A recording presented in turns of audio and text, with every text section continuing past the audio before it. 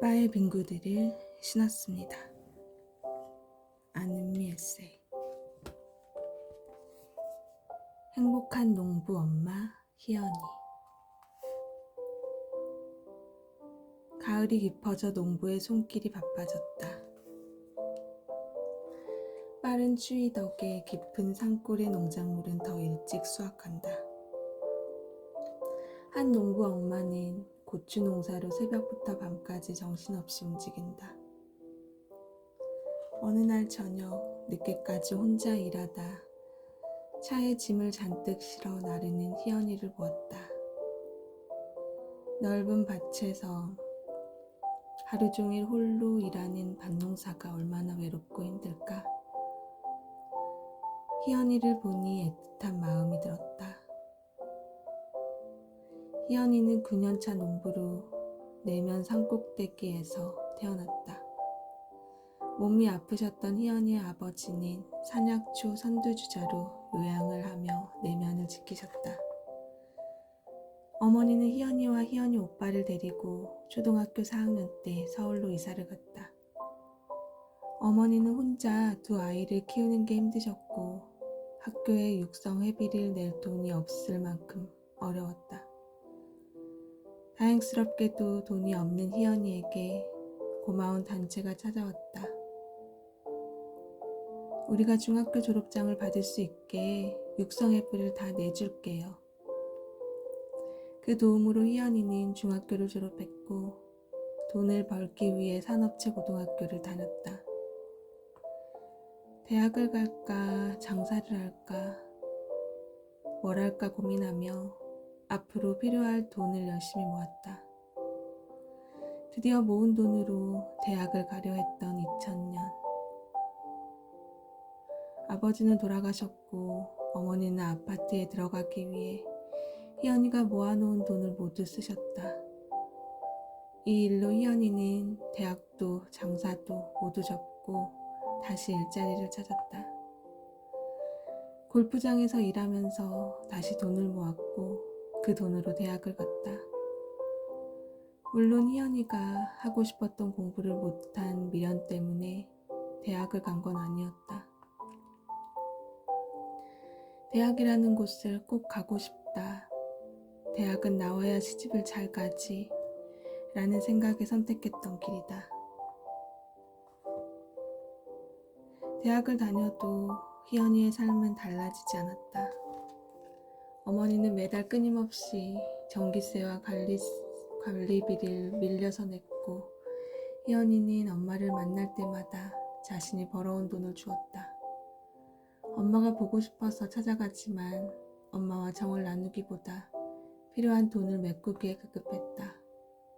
지칠 대로 지친 희연이는 새로운 길을 가기로 결정했다. 언니, 엄마 때문에 내가 진절머리가 나서 피하려고 뭘 했는지 알아? 결혼. 그런데 누가 그러더라. 가족에게 퍼주는 게 낫지 남한테 퍼주는 건 더 고역이라고. 희연이의 목소리에서 벌써 그 선택이 얼마나 힘들었는지 말해주고 있었다. 게임을 좋아했던 희연이의 남편은 아침 10시까지 밤새 게임을 했다. 밥을 먹고 자고 저녁이 되면 일어나 다시 게임을 이어갔다.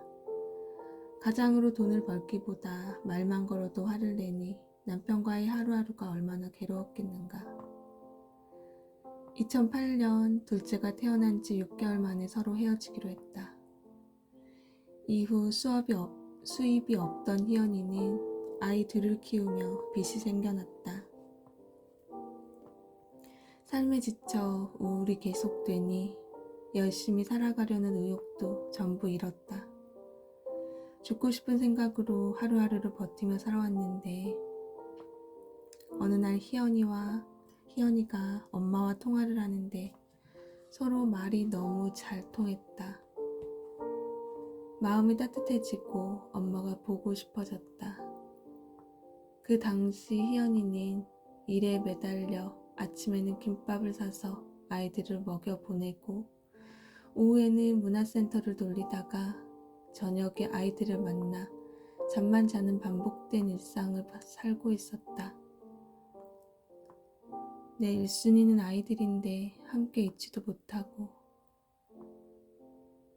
돈을 버느라 정신없던 자신의 삶을 탓하게 되고 그리운 엄마를 먼저 빨리 만나야겠다고 생각했다.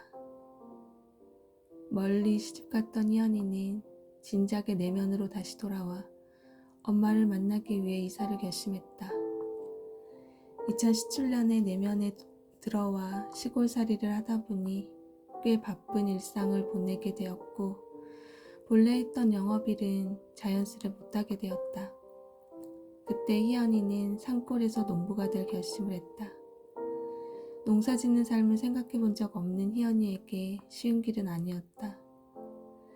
청년 창업농 신청을 하고 지원도 받았지만 텃밭을 빌려 시작한 혼자만의 농사는 생활비도 나오지 않는 힘든 농사였다. 농사는 장비빨인데 나는 장비가 없잖아. 그냥 몸으로 떼었어. 내 농사가 왜 힘든 줄 알아? 퇴근 시간이 없다. 시간만 나면 밭에 나가서 하루 종일 있는 거야.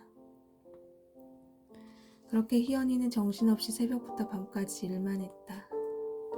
어느 순간 희연이는 망치로 머리를 띵 하고 내리치는 듯한 충격을 받았다. 아이들과 함께 하려고 시골에 들어왔는데 나 지금 뭐 하는 거지?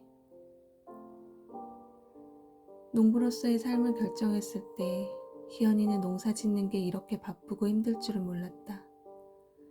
아이들과 여유롭게 시간을 보내기는커녕 밭에서 죽어라 일하는 동안 아이들은 집에서 방치되기 일쑤였다. 정신을 차린 후 희연이는 일하는 시간을 조율하며 아이들과 함께하는 시간을 늘려갔다. 희연이는 그 힘들다는 고추 농사를 8년간 지었다. 나름 이상적인 농사를 짓고 싶어 자연농법을 공부했지만 화학 비료 없이는 쉽지 않았다. 또 수학은 왜 이렇게 더딘지. 다른 사람들은 일주일마다 한 번씩 수학하거든. 난 한 달에 한 번 수학했어. 3번 수학하면 겨울이야. 많지도 않은 고추를 3번 수확하면 1년 농사가 끝이니 생활비가 어떻게 나올 수 있으랴. 그러나 희연이는 생활비도 나오지 않는 농사에 6년을 죽어라 매달렸다. 나는 지금 연습 중이야. 언젠가 생활비는 벌겠지 라며 포기하지 않았다. 작년 10월이었다. 희연이는 바쁘게 움직였다. 서리가 내리면 고추 농사는 끝이야. 빨리 수확해야 돼. 우리는 다음날 부랴부랴 농부 엄마 희연이네 고추밭으로 출동했다. 일렬로 심어져 있는 고추들을 따기 시작했다. 고랑의 엉덩이 의자를 놓고 앉거나 허리를 깊이 숙인다. 빨갛게 익은 고추들의 꼭지 끝부분을 살짝 들어 당겨 톡 하고 떨어지는 고추 따기를 반복했다. 고추들을 다 수확했고 희연이는 이제 고춧가루로 만들면 된다며 활짝 웃었다. 2시간 했나? 나름 농사일을 했다고 참이 왔다. 최고령 왕언니는 자신의 노동력이 필요하다며 옆집 엄마 은영이와 새참을 만들어 배달했다. 메뉴는 부산에서 온 언니답게 쫄깃한 부산 어묵, 멸치 육수를 얼마나 시원하게 냈는지 짭조름한 간장에 찍어 한 입 베어 먹는 어묵과 멸치와 무, 대파를 넣고 팔팔 끓인 국물은 살짝 지친 몸을 뜨끈하게 데워 기운을 돋운다. 일이 끝나고 우리는 홍천 은행나무 축제로 함께 넘어갔다. 희연이는 고마움의 표시로 엄마들에게 핫도그와 호떡을 사주었고 우리는 핫도그를 손에 쥐고 샛노란 은행나무 숲을 하하호호 산책했다. 희연이는 고추를 딴 지 4일 만에 고춧가루를 들고 나타났다. 새빨간색에 어찌나 매콤한지 요리에 살짝만 넣어주어도 식욕을 돋우는데 최고다. 그리고 고춧가루 봉지에는 마음이 담긴 편지도 있었다. 은미 언니야. 맛있는 고춧가루 먹고 힘내서 희연이를 이뻐해 주세요. 1년 농사지어서 주고 싶은 사람을 생각해 봤어요.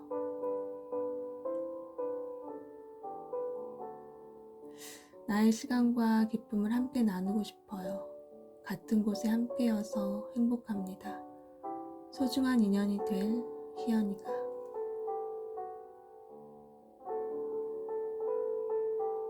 그렇다. 봉지 속 새빨간 고춧가루는 따스하고 부드러웠다. 지칠 듯 뜨겁고 매서운 인생의 계절을 지나 맺은 결실이랄까. 고춧가루를 매만질수록 희연이의 땀과 눈물이 느껴져 마음이 뭉클했다. 우울과 자살이라는 굴레에서 벗어난 희연이는 죽을 때 가져가는 건 없어. 있는 거 잘 나누고 살자.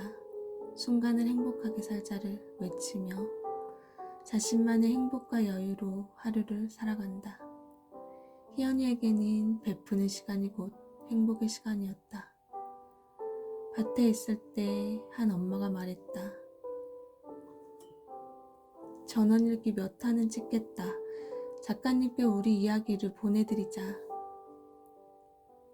이렇게 매번 행복해서 어쩌나? 라고 하면 우리 열심히 행복하자 라고 말한다. 서로의 시간과 기쁨을 나누며 내일의 행복을 또 기대한다.